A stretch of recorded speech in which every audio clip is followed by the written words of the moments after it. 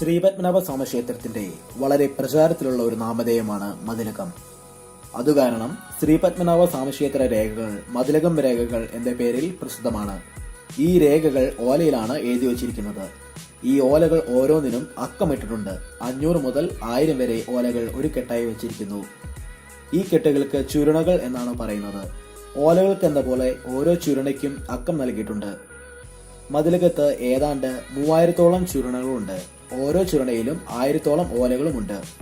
അതായത് 30 ലക്ഷത്തോളം ഓലകളുണ്ട്. പലതും വട്ടെഴുത്തിലും ചിലത് മലയായ്മയിലും ബാക്കി മലയാളത്തിലുമാണ്. തമിഴിലുമുണ്ട്. TK വേലുപ്പിള്ളയെ മതിലകം രേഖകൾ പരിശോധിക്കുവാനും തരംതിരിച്ചു വെക്കുവാനും അവയെ സംബന്ധിക്കുന്ന സൂചിക തയ്യാറാക്കുവാനുമായി സ്പെഷ്യൽ ഓഫീസറായി നിയമിച്ചു. അദ്ദേഹത്തെ സഹായിക്കുവാനായി 9 ക്ലർക്കുമാരെയും 25 എഴുത്തുകാരെയും 6 സഹായികളെയും തിരുവിതാംകൂർ സർക്കാർ നിയമിച്ചു.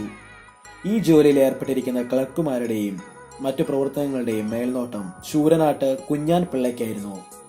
1937 മുതൽ മഹാകവി ഉള്ളൂർ S. പരമേശ്വര അയ്യർ ഈ പ്രവർത്തനങ്ങളുടെ ഹോണറ്റി ഡയറക്ടറായി നിർമ്മിതനായി. ഈ സംഘത്തിന്റെ 3 വർഷത്തെ ആശ്രാന്ത പരിശ്രമമാണ് രജിസ്റ്ററിൽ എഴുതിയ മതിലകം രേഖകളുടെ വിവരങ്ങൾ. മതിലകം രേഖകളുടെ പ്രാധാന്യം വളരെ പ്രത്യേക തരത്തിലുള്ളതാണ്.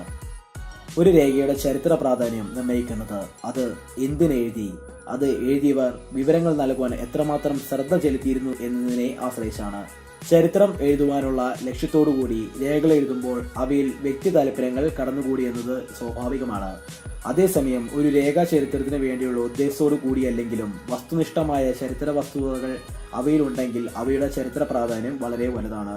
മതിലകം രേഖകൾ ചരിത്ര പ്രാധാന്യത്തോടു കൂടി എഴുതിയതല്ല. ഈ രേഖകൾ വളരെ വിശദമായി എഴുതി വച്ചിരിക്കുന്നത് ക്ഷേത്ര നടത്തിപ്പിന് ആവശ്യമായി വരുന്ന വിവിധ നടപടികളെ സംരക്ഷിക്കാൻ വേണ്ടി മാത്രമാണ്. ഈ വീഡിയോ നിങ്ങൾക്ക് ഇഷ്ടമായെങ്കിൽ ലൈക്ക് ചെയ്യൂ.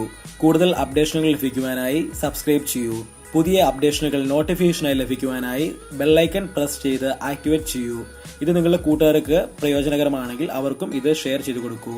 പുതിയ അറിവുകളുമായി നമുക്ക് വീണ്ടും കാണാം. This is Prince boss signing out.